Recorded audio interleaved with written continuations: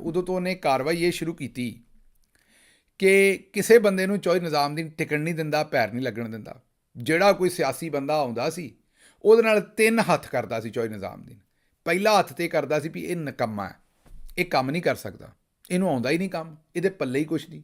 ਸੋਚੋ ਇਮਰਾਨ ਖਾਨ ਨਾਲ ਵੀ 3-4 ਸਾਲ ਇਹੀ ਚੌਧਰੀ ਨਿਜ਼ਾਮੁਦੀਨ ਕਰਦਾ ਰਿਹਾ, ਜਨਰਲ ਬਾਜਵਾ ਸਾਫੀਆਂ ਨੂੰ ਸੱਦ ਕੇ, ਅਸੀਂ ਇਹਨਾਂ ਦਾ ਬੋਝ ਹੋਰ ਨਹੀਂ ਉਠਾ ਸਕਦੇ, ਇਹ ਨਿਕੰਮੇ ਨੇ, ਇਹਨਾਂ ਦੀ ਵਜ੍ਹਾ ਤੋਂ ਸਾਡੀ ਬੇਇੱਜ਼ਤੀ ਹੁੰਦੀ। ਇਹ ਗੱਲਾਂ ਚੌਧਰੀ ਨਿਜ਼ਾਮੁਦੀਨ ਕਰਦੇ ਹੁੰਦੇ ਸਨ। ਅਹਿਮਦ ਮੀਰ ਸਾਹਿਬ ਨੂੰ, ਦੂਜੇ ਸਾਫੀਆਂ ਨੂੰ, ਸਾਰਿਆਂ ਨੂੰ ਸੱਦ ਕੇ ਬਾ ਕੇ ਦੱਸਦੇ ਸਨ ਕਿ ਇਮਰਾਨ ਖਾਨ ਅਤੇ ਇਹਦੇ ਸਾਥੀ ਬੜੇ ਨਿਕੰਮੇ ਨੇ ਅਤੇ ਅਸੀਂ ਇਹਨਾਂ ਨੂੰ ਲੈ ਕੇ ਆਏ ਸਾਂ ਅਤੇ ਇਹਨਾਂ ਦੀ ਬਦਨਾਮੀ ਸਾਡੇ ਕੋਲੋਂ ਨਹੀਂ ਚੁੱਕੀ ਜਾਂਦੀ, ਅਸੀਂ ਇਹਨਾਂ ਕੋਲ ਤੰਗ ਪੈ ਗਏ, ਅਸੀਂ ਜਾਨ ਛੁਡਾਉਣੀ ਹੈ, ਇਹ ਤਾਂ ਬਹੁਤ ਹੀ ਨਿਕੰਮੇ ਨੇ। ਅੱਛਾ, ਤੁਸੀਂ ਕਿੱਡੇ ਹੁਣ ਸਿਆਣੇ ਜੋ, ਸਾਰਿਆਂ ਵੇਖ ਲਿਆ।